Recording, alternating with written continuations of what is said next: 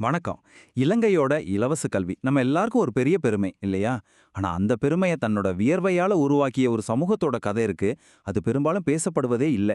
இன்னைக்கு அந்த பேசப்படாத பங்களிப்பை பத்தி, பெருந்தோட்ட தொழிலாளர்களோட வரலாற்றை பத்தி கொஞ்சம் ஆழமா பார்க்கலாம் வாங்க. இந்த ஒரு வரிய நல்ல கவனிங்க. இலவச கல்விங்கிற முத்து விளைஞ்ச கடல்ல அந்த உழைப்ப கொடுத்தது பெருந்தோட்ட தொழிலாளர்கள். இது சும்மா ஒரு வார்த்தை இல்ல. நம்ம இன்னைக்கு பேச போற முழு விஷயத்தோட மையமே இதுதான். ஆனா இங்கதான் ஒரு பெரிய கேள்வி, ஒரு பெரிய முரண்பாடு வருது. அந்த முத்த செஞ்சவங்க கைக்கே அது போய் சேர ஏன் இத்தனை வருஷமாச்சு?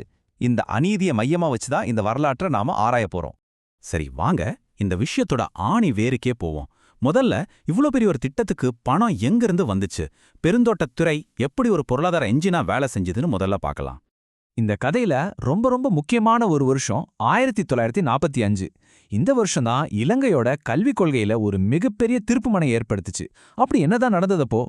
அப்போதான் C.W. கண்ணங்காரா அவர்களால அந்த புகழ்பெற்ற இலவச கல்வி திட்டம் கொண்டு வரப்படுது. சிம்பிளா சொல்லணும்னா, ஸ்கூல்ல இருந்து யூனிவர்சிட்டி வரைக்கும் எல்லா குடிமக்களுக்கும் படிப்பு ஃப்ரீ. இது ஒரு சரித்திர முக்கியத்துவம் வாய்ந்த முயற்சி. ஓகே, திட்டம் சூப்பர். ஆனா இதுக்கு காசு அது எங்க இருந்து வந்துச்சு? அதுதான் இங்க முக்கியமான பாயிண்ட். தேயில, ரப்பர் மாதிரி பெருந்தோட்ட பயிர்கள் மூலமா கிடைச்ச வருமானம் அதுதான் நாட்டின் முதுகெலும்பா இருந்து இந்த திட்டத்துக்கு ஃபண்ட் பண்ணுச்சு. இப்ப இந்த ஒப்பீட்ட பாருங்களேன். இதுதான் இந்த முழு பிரச்சனையில இருக்கிற மிகப்பெரிய கொடுமை. ஒரு பக்கம் பணத்தை கொடுத்தது பெருந்தோட்டத்துறை, இன்னொரு பக்கம் அதோட பலனை ஆரம்பத்துல அனுபவிச்சது மத்த சமூகங்கள். அதாவது யார் காசு கொடுத்தாங்களோ அவங்களுக்கே அதுல இடம் இல்ல. என்ன ஒரு அநியாயம் பாருங்க.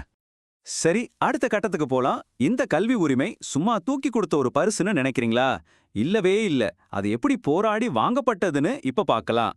நாம நிறைய பேர் நினைக்கிற மாதிரி இலவச கல்விங்கிறது யாரோ மனசெருங்கி கொடுத்த சலுகை கிடையாது. அது தொழிலாளர்களோட தொடர்ச்சியான உரிமை போராட்டத்தோட ஒரு முக்கியமான பகுதி. இந்த ஸ்டெப்ஸை பாருங்க, இது தெளிவா புரியும். ஃபர்ஸ்ட், தொழிலாளர்கள் அவங்க உரிமைகளுக்காக விடாம போராடுறாங்க. ரெண்டாவது, ட்ரேட் யூனியன்ஸ் அரசாங்கத்துக்கு பயங்கரமா பிரஷர் கொடுக்கறாங்க.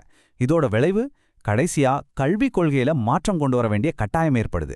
போராடி தான் அந்த உரிமைகள் கொஞ்சம் கொஞ்சமா அவங்கள போய் சேருது. இப்ப நாம பேச போறதுதான் இந்த கதையோட ரொம்பவே சோகமான ஒரு பகுதி. இந்த சமூகம் எவ்வளவு காலத்துக்கு புறக்கணிக்கப்பட்டதுங்கிறத பத்தி தான் பார்க்க போறோம். இதுதான் ரொம்ப ஆழமான ஒரு வழி. யோசி பாருங்க, ஒரு தேசிய புதையல்னு நம்ம கொண்டாடுற இலவச கல்விக்கு பணம் கொடுத்த ஒரு சமூகத்துக்கு அந்த புதையலை தொடரத்துக்கான உரிமை பல வருஷமா மறுக்கப்பட்டிருக்கு. இந்த டைம்லைனை பாருங்க. 1945ல இலவச கல்விக்கு அடித்தளம் போடுறாங்க.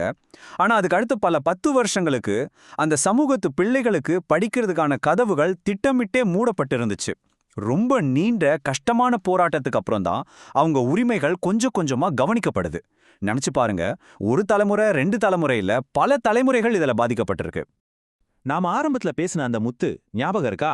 அவங்க ரத்தமும் வேர்வையும் சிந்தி உருவாக்குன அந்த முத்து பல தலைமுறைகளுக்கு அவங்க கைக்கு எட்டாமலேயே இருந்துருச்சு. நிறைவேறாத ஒரு வாக்குறுதியோட சின்னமா.